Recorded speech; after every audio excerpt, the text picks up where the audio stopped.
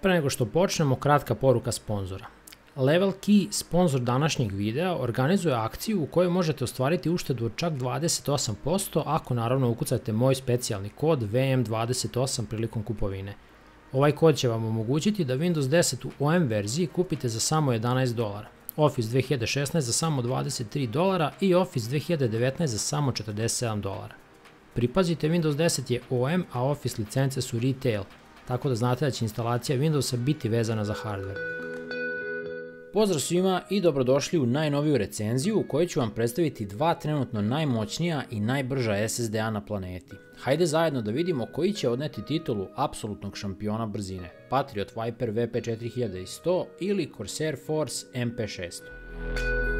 U jednom od nedavnih klipova kada sam sklapao konfiguraciju od nule, na testu sam ujedno imao i ovaj Patriot Viper VP4100 SSD, inače jedan od ukupno 5 komada u Evropi i 10 komada na celoj kugli zemaljskoj. Naravno, kao VIP partner Patriota za Balkan, među prvima imam uvid u njihov puni portfolio proizvoda, pa ovo ne bi trebalo da vas čudi.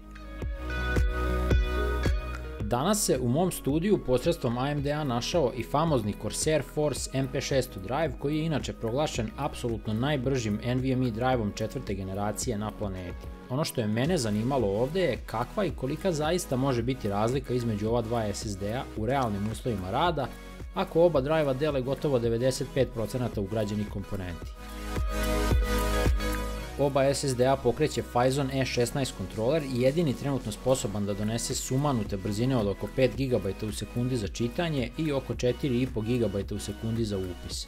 Oba drajva takođe dele i najkvalitetniju Toshiba BX4 NAND flash memoriju i to u 96 slojnom izdanju 3D TLC-a. Kada sve ovo uzmemo u obzir, jedina teoretski moguća razlika između diskova bila bi u firmwareu. Doduše, ovde čak ni to nije moguće, budući da te nadogradnje idu samo i isključivo preko Phisona, koji proizvodi kontrolere. Pre nego što krenem sa testiranjem, smatram da je od izuzetnog značaja predstaviti sistem u kojem su testovi vršeni. Reč je o konfiguraciji baziranoj na Asus Crosshair 8 Hero matičnoj ploči sa X570 chipsetom i poslednjim ABA BIOSom. Na njoj se našao Ryzen 7 3800X hlađen vodom pomoću Fractal Design Celsius All-in-One hladnja. Za radnu memoriju bio je zadužen G.Skill sa fabuloznim Trident Royal stickovima od fake zlata i fake kristala, postavljen na 3600 MHz. Grafičke performanse obezbeđivala je RX 5700 XT karta, a sve ovo napajano je putem Corsair napajanja od 1 kW. Umotano kao bombona u fraktalovo monstruozno Define R6 kućište. Kao što vidite, specifikacija koja nikoga ne bi ostavila ravnodušnim i sasvim sigurno prava platforma za testiranje ovih PCI Express 4.0 Gen 4 SSD-ova. Prvi od testova, Crystal Disk Mark, pokazuje nam ono što najviše volimo da vidimo, maksimalne teoretske brzine ugrađenog kontrolera koje se kod oba drajva uz male varijacije kreću oko 5 GB u sekundi za čitanje i oko 4,3 GB u sekundi za upis podataka. Ono što je ovde ipak važnije su 4K brzine i ovde pod 4K ne mislim na Ultra HD rezoluciju, već na brzine rada sa malim fajlovima koje su kod čitanja gotovo identične, dok kod upisa Patriot odnosi blagu pobedu.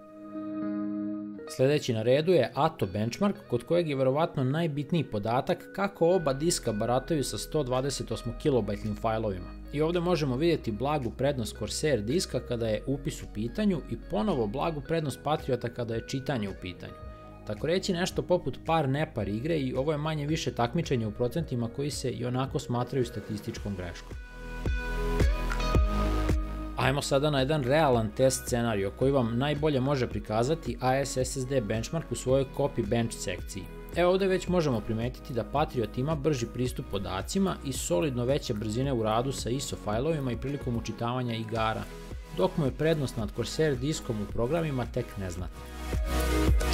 Standardni ASSD test brzine nam prikazuje još zanimljivije rezultate. Naime, kada je test čitanja podataka u pitanju, Patriot VP4100 prikazuje enormnu prednost nad Corsair MP600 diskom, pogotovo kod manjih 4K fajlova gde je razlika skoro 500 MB u sekundi, što je stvarno ogromno. S druge strane, u testu upisa podataka Corsair odnosi masivnu pobedu u radu sa najmanjim fajlovima. dok kod ovih ostalih gotovo da i nema razlike. Anvil benchmark nam tek blago potvrđuje pobedu Patriot diska kada su testovi čitanja u pitanju i samo dodaje na već dobro poznatu informaciju da Corsair u svim ovim testovima ipak vlada brzinama upisa. Pošto su meni obe kompanije partneri na kanalu, što se mene tiče, oba diska su pobednici u ovom fajtu jer u poređenju sa dosadašnjim rešenjima oba drajva nude apsolutno sumanute brzine čija će iskoristivost biti daleko od domašaja prosječnog korisnika. Nalazimo se ponovo u situaciji gde softver kaska za hardverom i neka realna consumer primjena ovakvih diskova u praksi će izgleda morati sačekati neko drugo vreme.